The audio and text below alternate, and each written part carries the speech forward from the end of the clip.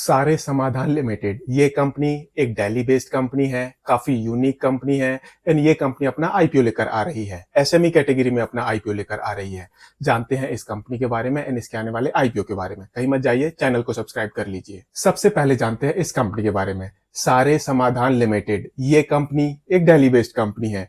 ये कंपनी काफी unique services provide करती है। ये कंपनी इन्वेस्टमेंट रिट्रीवल से रिलेटेड सर्विसेज प्रोवाइड करती है। ये कंपनी वेल्थ प्रोटेक्शन से रिलेटेड सर्विसेज प्रोवाइड करती है। ये कंपनी लिटिगेशन फंडिंग से रिलेटेड सर्विसेज प्रोवाइड करती है। जो इस कंपनी का सर्विस अम्ब्रेला है ये काफी यूनिक है एंड नॉर्मली आपने अभी तक इस तरह की कोई लिस्टेड कंपनी के बारे में नहीं सुना होगा। एंड अगर हम इस कंपनी का ओवरऑल बिजनेस प्रोफाइल देखें तो ये कंपनी इस बिजनेस में 12 साल से ज्यादा पुरानी कंपनी है। इस कंपनी ने अभी तक 600 करोड़ से ज्यादा की रिकवरी करवाई है। इस कंपनी के पास 50 से ज्यादा प्रोफेशनल्स काम करते हैं।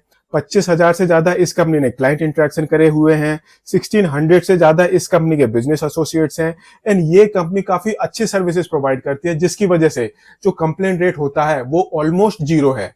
एंड ये कंपनी ट्रांसपेरेंसी में बिलीव करती है एंड यही रीजन है दैट जो इस कंपनी की बिजनेस है वो कंटिन्यूसली बढ़ता जा रहा है, कंटिन्यूसली इंप्रूव होता जा रहा है।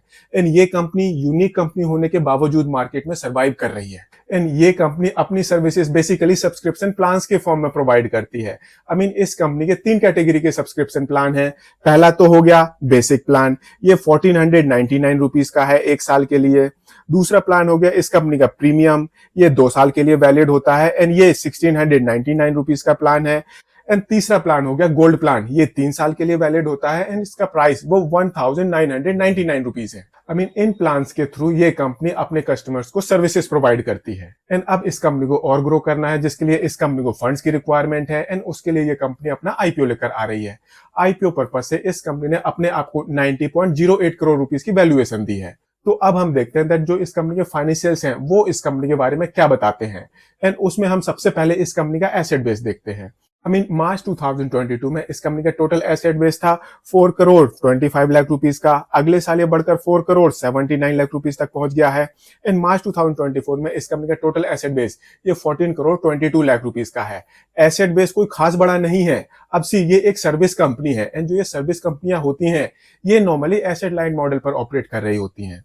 बट अगर हम इस कंपनी की रेवेन्यू देखें तो इस कंपनी का रेवेन्यू बेस भी कोई खास बड़ा नहीं है। मार्च 2022 में इस कंपनी की टोटल रेवेन्यू थी 2.42 करोड़ रुपीस की। अगले साल ये बढ़कर 2.76 करोड़ रुपीस की हो गई है। बट मार्च 2024 में काफी बड़ा जंप देखने को मिला है एंड इस कंपनी की टोटल रेवेन्यू ये अप्रोक्सीमेटली 10 करोड़ रुपए की हो गई है। ऐसे ही ये कंपनी कंटिन्यूसली प्रॉफिट बना रही है।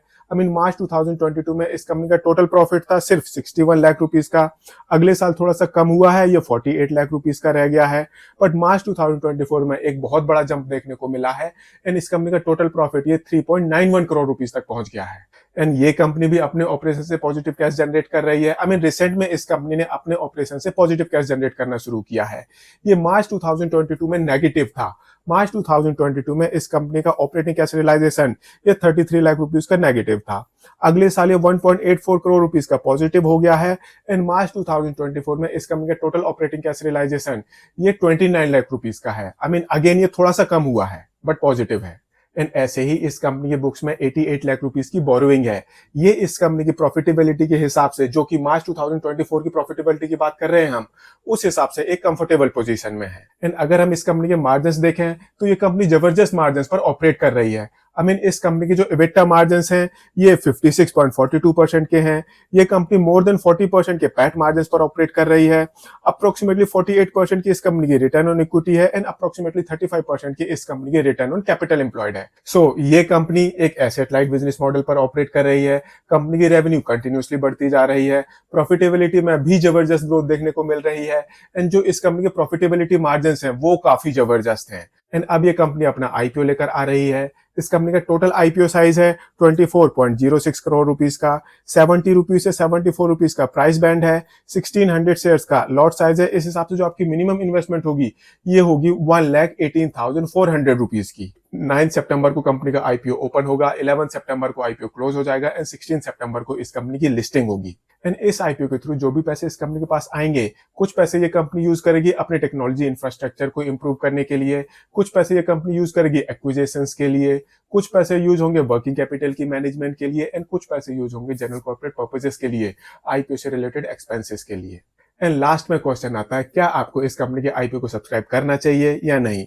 तो यहाँ पर मैं आपको बता दूं दैट ये एसएमई आईपीओ है, बट जो ये कंपनी है, ये कंपनी काफी यूनिक कंपनी है। इस तरह की अभी कोई भी लिस्टेड कंपनी मार्केट में अवेलेबल नहीं है।